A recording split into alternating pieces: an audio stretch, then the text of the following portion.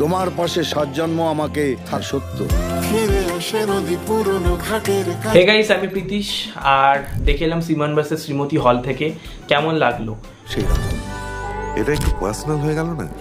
তো আমি জানি এই সিনেমাটা রিভিউ দিতে আমি দেরি করছি, বাট সবার প্রথম যদি গল্পের ব্যাপারে এখানে আসি, এটা অ্যাকচুয়ালি সবচেয়ে 27 বছরের লংগেস্ট ডিভোর্স কেসকে বেস করে সিনেমাটা করা হয়েছে।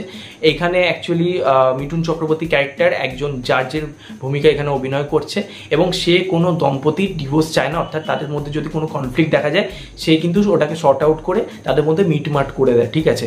তো এরকমই একটা দম্পতি পরমব্রত চট্টোপাধ্যায় এবং মধুমিতা সরকার, এরা দুজন মিলে মিঠুন চক্রবর্তীর কাছে যায়, কারণ তাদের মধ্যে একটা কনফ্লিক্ট তৈরি হয় এবং তারা জানতে পারে মিঠুন চক্রবর্তী এবং অঞ্জনা ম্যাম তার স্ত্রীর চরিত্রে অভিনয় করছে। দুজনের মধ্যেও কিন্তু 27 বছর একটা লংগেস্ট ডিভোর্স কেস চলছে এবং সেটা জানার পর পরমব্রত মধুমিতা সরকার কি করে, এই ক্যারেক্টারগুলো কিভাবে চেঞ্জ হয় জানতে হলে অবশ্যই সিনেমাটা আপনি হলে গিয়ে দেখুন।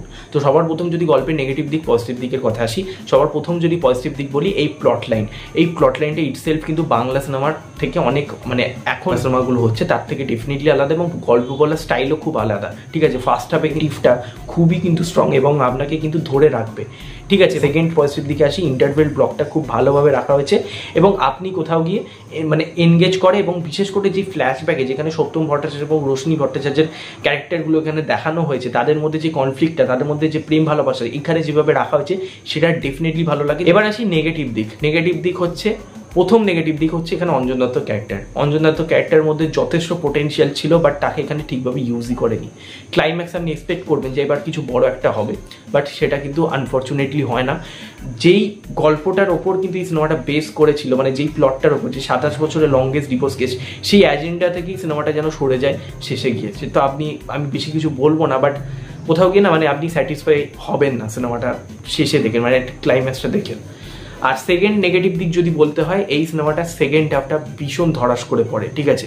আর এখানে মিঠুন চক্রবর্তী এবং অঞ্জনা ম্যামের কেমিস্ট্রি ওয়ার্কই করে না। তারা পারফরমেন্সের দিকে আমি পরে আসছি, বাট তাদের কেমিস্ট্রি সত্যি কথা বলছি ওয়ার্কই করছে না। সেই পারফরমেন্সের দিক থেকে মিঠুন চক্রবর্তী এবং অঞ্জনা ম্যামকে নিয়ে আলাদা করে কিচ্ছু বলার নেই, তারা খুব ভালো অভিনয় করেছে।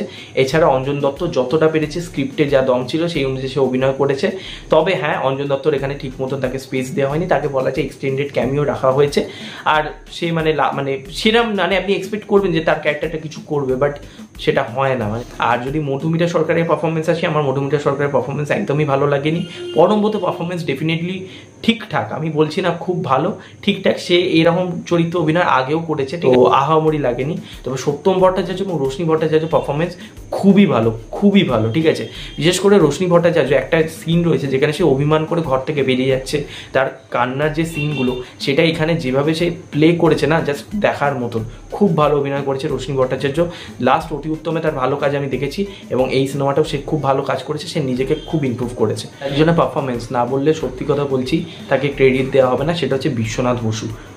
জাস্ট দারুণ অভিনয় করেছে। লাস্ট কিল বিল সোসাইটিতে তার পারফরমেন্স একঘর ছিল, এখানেও কিন্তু কমিক টাইমিংগুলো যেভাবে সে অভিনয় করছে সেরা, ঠিক আছে। তাকে ট্রেলারে কিন্তু সেভাবে দেখানো হয়নি, সেখানে কিন্তু হাইড করাই হয়েছিল ট্রেলারে, বাট সিনেমায় আপনারা দেখবেন তার কমিক টাইমিংগুলো সেরা। এবার যদি আমি ডিরেকশন অ্যান্ড টেকনিক্যাল অ্যাসপেক্ট, পথিকৃৎ বসুর লাস্ট দুটো কাজ, যেটা শাস্ত্রী, দাবারু এবং পাশাপাশি কাছের মানুষ, এই তিনটে সিনেমার মধ্যে যদি আমাকে বলা হয় র্যাঙ্কিং কিরম করতে, আমি কিন্তু দাবারু দেখিনি। তবে আমি সবার প্রথম যদি সবার ওপরে যেটা রাখবো সেটা হচ্ছে কাছের মানুষ, তারপরে রাখবো হচ্ছে শাস্ত্রী, তারপরে রাখবো হচ্ছে সিমান ভার্সেস শ্রীমতী। কারণ এখানে ডিরেকশন কিন্তু আরও বেটার হতে পারতো, ঠিক আছে। স্ক্রিপ্টটা ডেফিনেটলি সেকেন্ড হাফে দুর্বল, কিছুটা জায়গায় গিয়ে স্ক্রিপ্টটা একটু গন্ডগোল হয়ে গেছে। তবে যাই হোক, পথিকৃৎ বসু পুল অফ দেওয়ার চেষ্টা করেছে, বাট সেটা কিন্তু হয়নি। যদি আমি আসি এই সিনেমার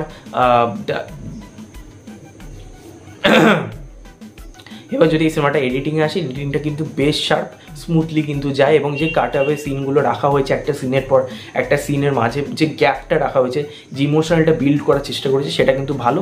তবে আমি আবারও বলবো ক্লাইম্যাক্সে যে ড্রামা সিনটা, সেটা আরও কিন্তু বেশি পরিমাণে থাকা উচিত ছিল, সেটা কিন্তু ডিমান্ড করতো। যাই হোক, এবার যদি আমি আসি এই সিনেমার বিজিএম, সেটা বেশ ভালো, খুব অ্যাপ্রোপ্রিয়েট এবং গানগুলো সে কথা বলছি জোর করে ঢোকানো হয়নি এবং গানগুলো শুনতে খুব ভালো লাগে, সিনের সাথে খুব ভালো যায় আর কি।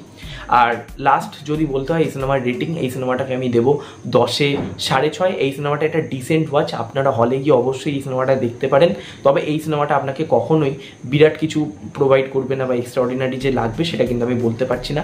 মিঠুন চক্রবর্তীর লাস্ট দুটো কাজ অর্থাৎ সন্তান এবং শাস্ত্রী, সেই দুটো কাজ কিন্তু আমি যথেষ্ট পরিমাণে এটার থেকে অনেকটাই better. That was the guys, এটা আমার রিভিউ ছিল। অবশ্যই সিনেমাটা আপনারা দেখে থাকেন, অবশ্যই আপনারা কমেন্টে জানাবেন আপনাদের কেমন লেগেছে। ভিডিওটা ভালো লাগলে লাইক করবেন, শেয়ার করবেন, সাবস্ক্রাইব করবেন, পাশে বেল আইকন ক্লিক করবেন। চলো বন্ধুরা, নেক্সট দেখা হবে। Tata, take care.